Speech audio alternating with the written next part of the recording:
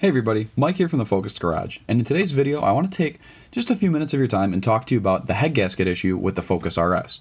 So, to start off, there's a lot of misinformation going around about this, and nobody seems to really know what's going on, so if you're kind of in the gray or you don't know what's going on, let me take a quick minute and explain to you what's happening. So, the Focus RS uses a 2.3 liter EcoBoost engine. A lot of people are claiming that these cars are blowing head gaskets, the head gaskets are weak, it's a poor block design, yada yada yada, a lot of misinformation.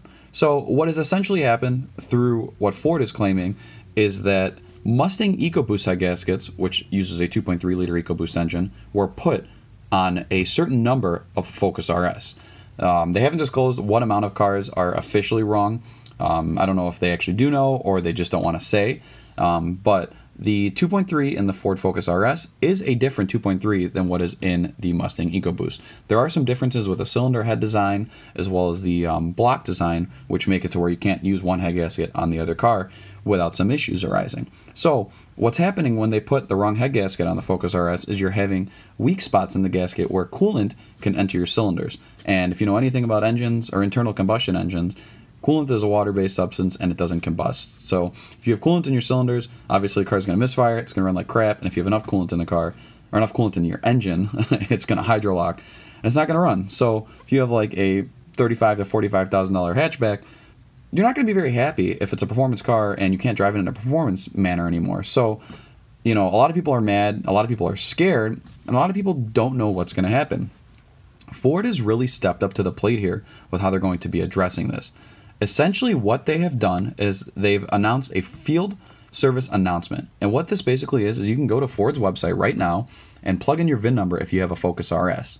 With that, it'll tell you if your car qualifies for this. Now, what's going to happen if your VIN is populated in here and it says, hey, bring it into the dealer? It's a very, very simple procedure. They made this pretty much as clear as can be, and I will have the link in the description below if you want to Focus RS and you want to plug your VIN number in to check if you're affected. You know, feel free to go ahead and do so.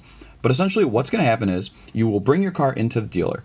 The dealer needs to do a leak down test on the vehicle, but they need to do so when the vehicle is cold. So they say this procedure may take 4 hours or more just to run the test because they need to have the engine cool off. So anyways, bring the car in. They're going to run the leak down test. If your car fails this leak down test, it's going to get a new cylinder head, and they're going to investigate the block. And if the block fails their investigation, you may even get a new block. If you do pass the leak test, you will get a new head gasket regardless. So what they want to do with this is they want to make sure that everybody is taken care of and everybody that comes in for this action is going to be leaving with a properly working car. So it's kind of their way of weeding everything out. Now what's very, very interesting about this is a large production range of cars are going to be affected by this field service agreement. If your Focus RS was produced anywhere between, I believe it's August of 2015 and July of 2017, your car may be affected by this bad head gasket, mismatch here. So plug your VIN number in there and it'll tell you if you're able to come in or not. But even if you are, like I said, there's a large range here, so it's difficult for them to tell. But quick overview of what happened. Ford put the wrong head gasket on some uncertain number of Focus RS. So a lot of preliminary research that I did shows that it's probably like 3% of cars, which, yeah, that's obviously you don't want to have anything like this happen ever, but it's not like every other Focus RS on the road is affected by this in some way or the other. It's not. On top of that, they said this field service announcement is going to affect roughly 20,000 Focus RS. From my research, it shows there's about 12,000 of those vehicles in the United States. The rest of them are in other parts of the world. So I just kind of want to say that's really good on Ford. I want to give them a thumbs up for doing something like this because a lot of times cars will have inherent issues, and if it's a small niche kind of performance car like this, the manufacturer will turn a blind eye a lot of the time. We've seen this happen with Subaru WRX STIs with the Ringland issues that has been happening for a very long time. Obviously, they say the car's fine, there's nothing wrong with it. And even now, I'm seeing with the new Civic Type R, there's a lot of these owners that are saying that their car has transmission grinds, car doesn't want to go into gear properly, and it's having overheating issues. Is it one of those things where you're going to blame it to driver error and turn your blind eye if you're the company? Or are you going to issue something, to fix this issue that these people that spend $35,000 plus on these cars to drive them hard can't drive them hard? So, yeah, obviously nobody is excited that they have to take their brand new Focus RS in and have a cylinder head or a head gasket put on it. But let's play devil's advocate. Do you really want to keep chancing it and saying, oh, the car might break down, it might not? Nobody wants to play that guessing game. It's a game that everybody loses. So, bring the car in and get it fixed, and then hopefully you can put this behind you and enjoy the car the way it's meant to be driven. That's essentially, I think, Ford's thinking with this, and if you own one of these cars, I feel that's the way you should be about it, Yeah, it sucks that it happened, but nothing can change the fact that it did. So get it handled properly and, just move forwards with it. I do want to open up the comments a little bit for people to talk about this. If you do have a Focus RS, feel free to post down below. I'd love to hear your thoughts. Have you brought your car in yet? Are you going to be affected? How do you plan to go about this?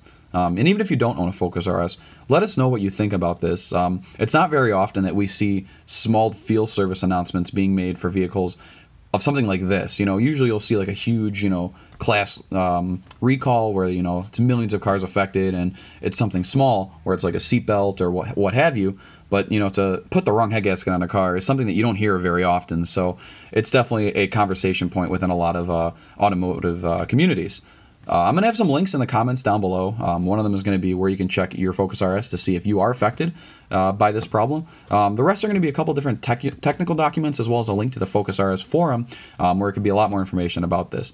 I am not a professional mechanic. I am not an engineer. I did not design this car, but I am just kind of recycling the information that I found to you in a presentable manner. So, don't cite me and say, oh, well, technically it's 21,000 cars.